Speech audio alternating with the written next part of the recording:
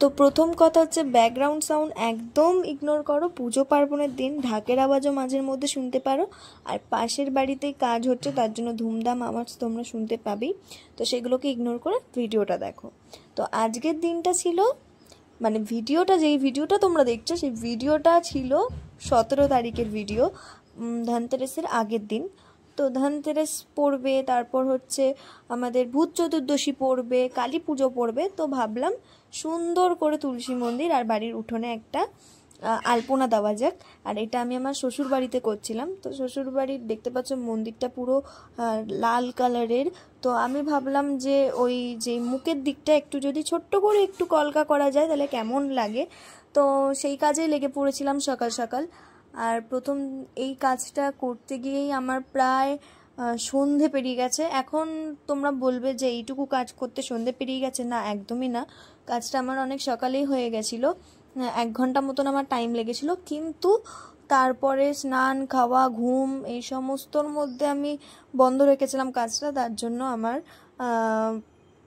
Main যেই কাজটা আলপনা সেটা করতে অনেকটা রাত হয়ে গেছিলো। আর এইটা হচ্ছে আমার ফাইনাল কলকা। তো এইটুকুই আমি করেছি। সামনে জাস্ট আমি বললাম একটু আমার মন করছিল করার জন্য, তার জন্য আমি করেছি। এইবার এই জিনিসটা হচ্ছে আমার মেন, যেটা ঠিক তুলসী মন্দিরের সামনেই বড় করে একটা আলপনা দিয়েছি। ভিডিওতে হয়তো তোমাদের ছোট লাগছে, কারণ আমি নিজে ভিডিওতে ফলো করে দেখছি যে যথেষ্ট ছোট লাগছে, কিন্তু সামনে কিন্তু এটা অনেকটাই বড় ছিল। আর এখনও তো আলপনা বাকি রয়েছে, শুধু এই পুরো গোলটাকে সাদা করতেই আমার ঘাম ঝরে গেছে। আর তারপরে আমি সাদা গোলটার ভেতরে একটা হলুদ কালারের দিয়ে জাস্ট দেখছিলাম যে কেমন লাগে। আলপনা দেওয়ার পরে ভালো লাগছিল, বাট আগে পুরো ডিমের পোচের মতন লাগছিল, এটা আমি নিজেও দেখেছি। তো তারপরে লেগে পড়লাম আলপনার কাজে।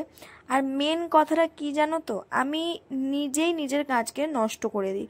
কারণ আমি প্রতিটা কাজের মধ্যে একটু এক্সপেরিমেন্ট করতে চাই যে এটা কীরকম, এটা করলে কীরকম লাগবে, ওটা করলে কীরকম লাগবে। তো প্রথমে দেখো যেই ডিজাইনটা এখন আমি করছি, এটা করতে খুবই মানে তখন ভালো লাগছিল, কিন্তু পরে যখন আমি বাইরে রাউন্ড শেপটা করেছি তো ওটা পুরো মনে হচ্ছিল যে আমি গোল করতে গিয়ে বেঁকিয়ে ফেলেছি। তো যাই হোক, এইটুকু করতে করতেই আমার প্রায় অনেকটাই রাত হয়ে গেছিলো, 11টা মতন বেজে গেছিলো। লাস্টে কোমরে ব্যথায় এতটাই মানে কষ্ট হচ্ছিলো, তো সমস্যা আমাকে একটু হেল্প করে দিচ্ছিলো। একটু বাইরে আমি রাউন্ড শেপে ওই লাল কলকাটা দিয়ে দিয়েছিলাম, লাল যেই রাউন্ডটা দিয়ে দিয়েছিলাম, আর ও একটু নীল কালারটা ভরে দিচ্ছিল।